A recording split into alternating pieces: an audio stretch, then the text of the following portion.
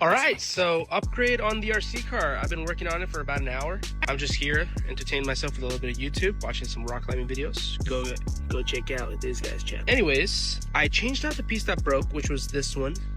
So now we have a new one, and it's called RPM. So these are upgrades, just better material than the ones that it already comes with. So now I can get back in action. The only thing pending, I don't have the shocks installed. The shocks would go over here, and they would go down there.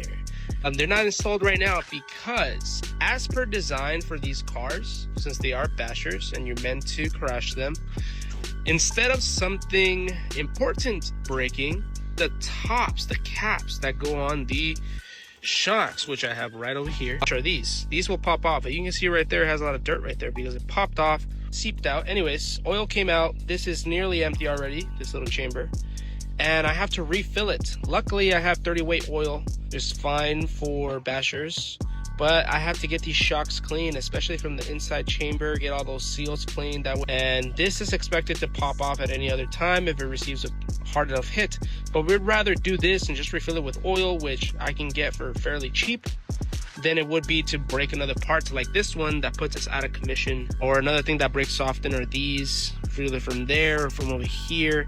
They break quite often. This tire also ripped the other day. I can still run it like this until I get new tires.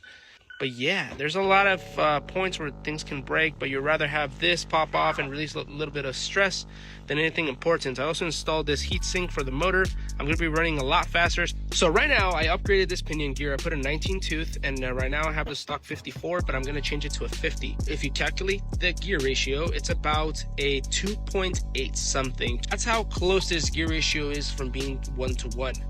If you divide the same number by same number, you get 1-to-1, which is just 1. But if you divide a larger number, which is my spur gear, which is right there, and you divide it by this 19, then you get 2.8. The smaller the number is, the more stress on the motor, the hotter it gets, but the higher the speed we can get. And especially with this motor, which is a 41 kilovolts, which means for every volt, you get 4,100 RPMs.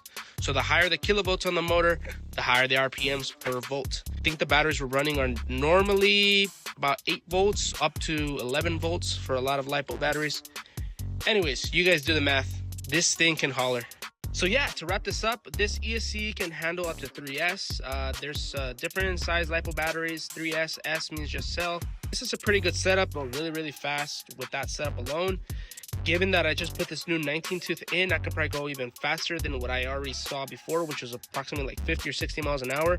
I can probably go 65 or closer to 70 now if I run 3S, which is more power.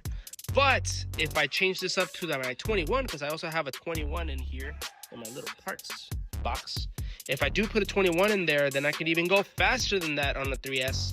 However, that's why I get the fan, because I can't be doing that for very long, because this is going to get scoldering hot if I allow it to by doing really high speed runs, because there's going to be a lot of stress because of the high gear ratio. The closer it is to 1-to-1, the harder it is to turn these wheels.